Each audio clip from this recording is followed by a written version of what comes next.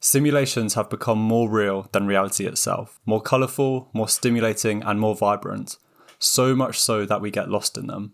We forget how to distinguish between reality and simulation, and now these simulations shape how we see the world. In this video, we'll explore Baudrillard's theory of the hyperreal, which explains this shift and the impact it has on our lives today. This video will cover a technical and practical definition of the hyperreal, 10 examples of the hyperreal, the effects of a hyperreal society, and whether or not there is any escape. So first, what is the hyperreal? Baudrillard defined the hyperreal very early on in his 1981 book, Simulation and Simulacra, as the generation by models of a real without origin or reality. What does this mean? Technically, it means that the hyperreal is the fourth and final stage of simulation, in which there is no reference to any base reality, something we looked at in the last video, which I recommend watching if you haven't already. If something is hyperreal, it is pure simulacrum, relating only to other simulations with no consideration of a fundamental basic reality. But what does this mean in practice? Well, it means that the whole world around us is so saturated with simulations. For example, video games, artificial reality, altered social media personas, reality TV, magical theme parks, fake advertising, and more. These simulations are so pervasive that there is no longer any origin or base reality left, only simulations. This is why the line between the real world and simulations is blurrier than ever. Our sense of what is real is constantly changing and being manipulated.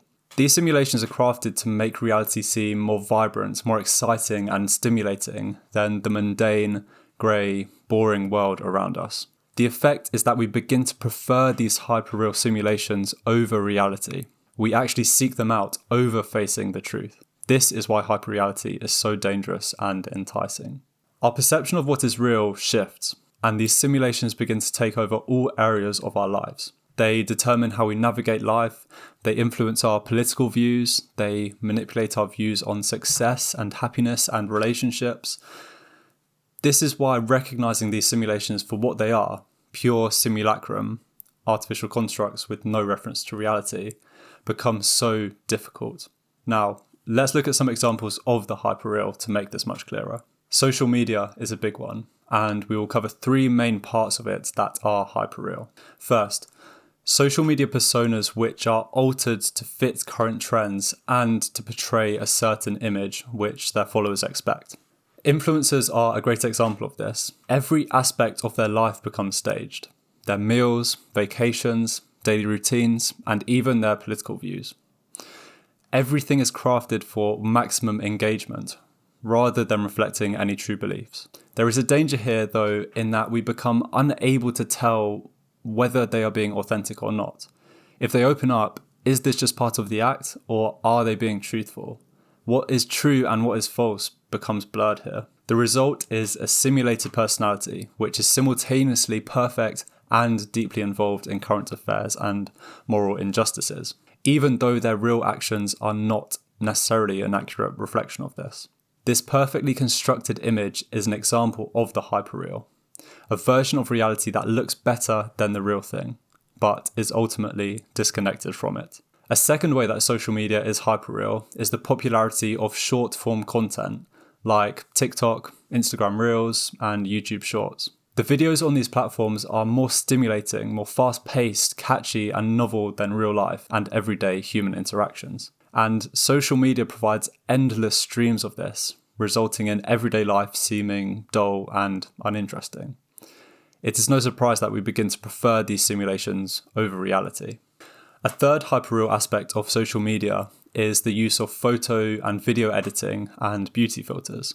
Even I use video editing to change the colours that you see, but at least be aware of this, that editing is going on. So long as we focus on the fact that the real face is clearly present, these beauty effects are stage 2 of the image. But if we begin to prefer the altered version of others or ourselves, and it seems more desirable and authentic, and we feel discomfort when we see the real thing, then this is indicative of the hyperreal. We have transitioned into phase 4 of the image, in which the manipulated image begins to seem more real than real, hyperreal. Memes are a separate hyperreal aspect of social media. Memes usually start from a specific video or image, but through constant repetition, reproduction, and modification by millions of users, they quickly become detached from their original context. The original meme or joke has meaning, but then it is reused and altered so much that the original meaning is completely lost. The meme now only refers to itself. Memes have gained a kind of self-referential logic and developed into their own language. Their meaning and virality depends not on the truth that they portray, but on how well they fit into current meme culture. The meme becomes a simulacrum, a copy with no direct connection to the reality that created it. In other words, it becomes hyperreal. The yelling cat meme, for example, no one really knows about the origin or meaning of each of the individual images, but put together and captioned, they create their own new meaning, independent of any original meaning. Another is the galaxy brain meme, beginning with the whomst one, but then replicating itself through other uses, to the point where it can be understood with very little text. The meme develops its own meaning, independent of text, but based on a prerequisite knowledge of the meme. It's self-referential, with no exact original. It is hyperreal. Another is the "is this loss" meme. Not my favourite, but another example of memes becoming self-referential and impossible to understand if you don't learn the language of it. Advertising and consumerism is the next example of hyperreality. One of my favourite examples is that of a fast food burger. So when we go to Burger King, we crave the image that we saw on the ad, not the real soggy burger. So when we come to eat the burger, it feels like we are consuming the idealized hyperreal version that exists in our heads. Our experience of the real world is shaped by the glossy, perfect image of the world created by advertisements that surround us. In many ads, we are exposed to images of perfect bodies and luxury lifestyles that have no basis in the average consumer's life.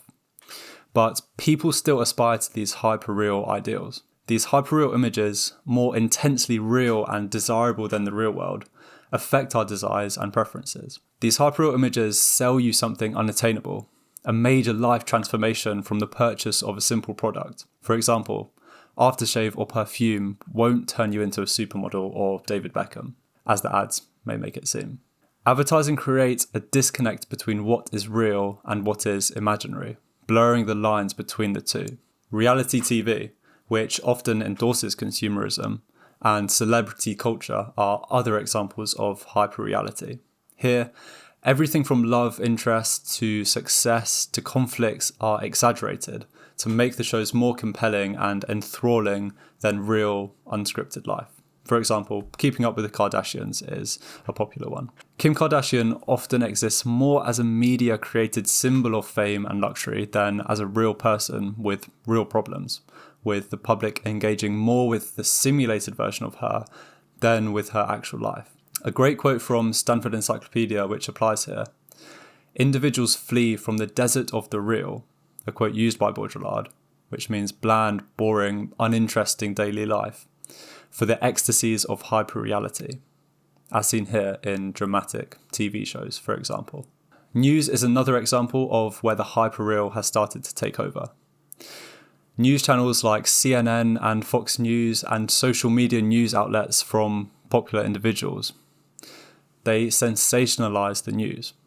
They are less concerned with an accurate portrayal of the truth from all sides, but are more concerned with evoking emotional responses from their audience, driving engagement and publicity for their channel or narrative. Political parties in the modern day do this where their narrative is more about entertainment and spectacle rather than a look at real policies. Trump's rise to presidency and the presidential debates between him and Hillary Clinton, for example, are a perfect example of spectacle and entertainment being used, as it felt like we were watching a reality TV show. Video games are a more obvious example of the hyperreal, of an immersive, simulated world completely detached from any base reality. Often these games create experiences that feel as meaningful, or even more so, than real life. Players may spend hours and hours constructing virtual homes, dressing their character, going on adventures, living out fantasy lives, all of which blurs the line between reality and simulation. Especially kids find themselves hooked in, as this is where they find freedom and power. I always thought RPGs were interesting where people aspire for so much realism in games or in mods, like hunger simulation, survival mode, learning skills, when that is what real life is. You don't need to simulate it, but there is an extra hyperreal appeal of video games, where there is a higher degree of freedom and imagination, offering an escape from reality. Football is also hyperreal.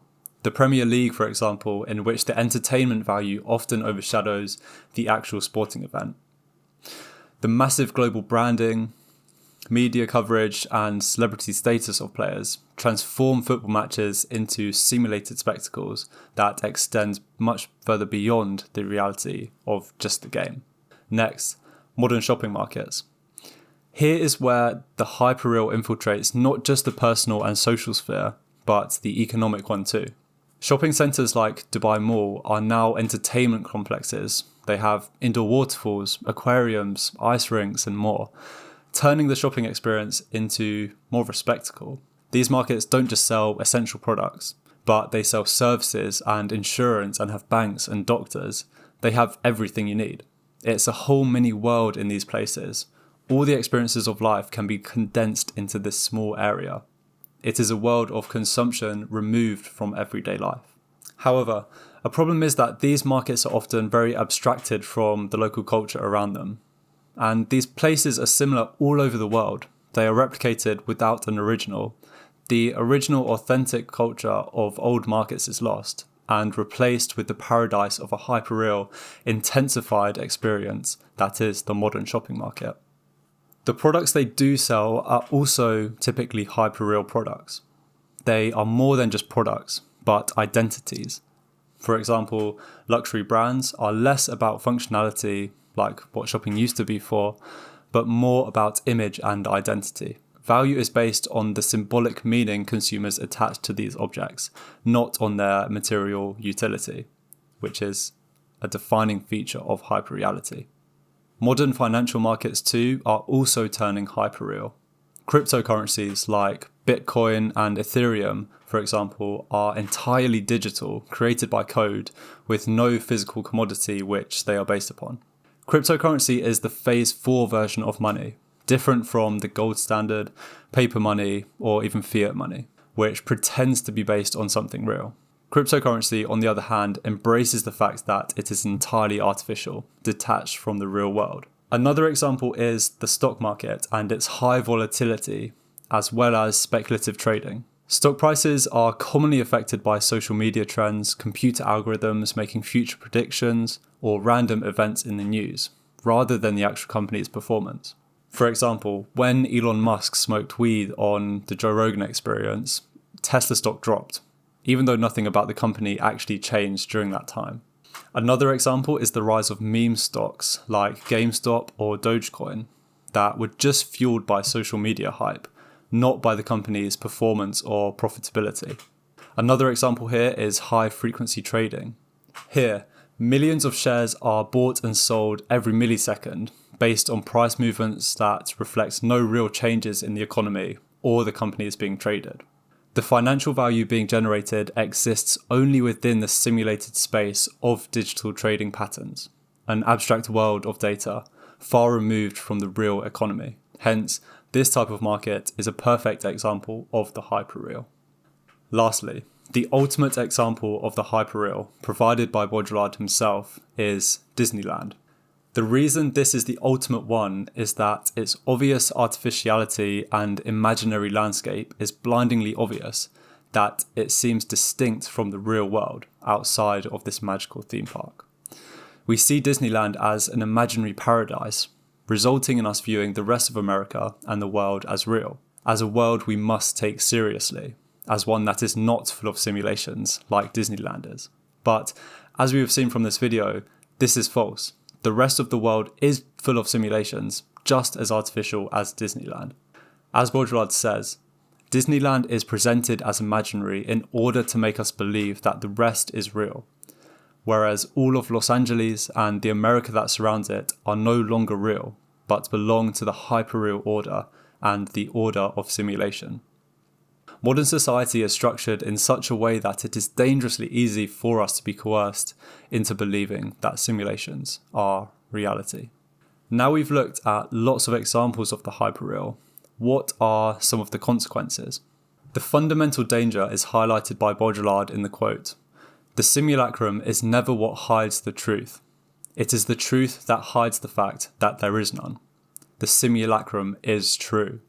Baudrillard is saying that the hyperreal doesn't simply hide or conceal reality, but rather replaces it entirely, making it difficult for us to discern what is real and what is simulation. The negative effects of this are that we are at risk of becoming detached from reality, and we can also feel like we are losing our authenticity.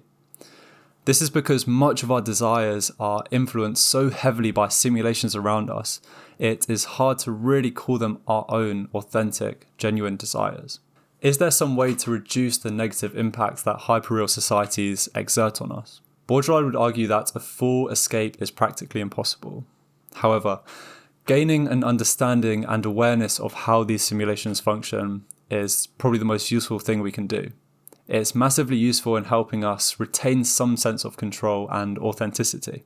Recognize what is a simulation, question the simulations, study them, and in this way you can start to break free of them. Also, it can help to gain authentic, real experiences, like immersing oneself in nature, for example, returning to face-to-face interactions away from social media, pursuing creative endeavors. Lastly, rejecting consumerism can be helpful too. Rejecting succumbing to hyperreal promises and products. Be careful though not to turn these activities as well into a simulation, where they focus more on one's image rather than on authentic, process-oriented pursuits. The hyperreal pervades more and more of modern society, so it is important we recognize it and do not fall victim to it, and let it completely take over control of our lives. Thank you for watching. Please like the video if you found it useful, and any questions or ideas or feedback you have, please do leave it in the comments below. Thanks again for watching, and goodbye.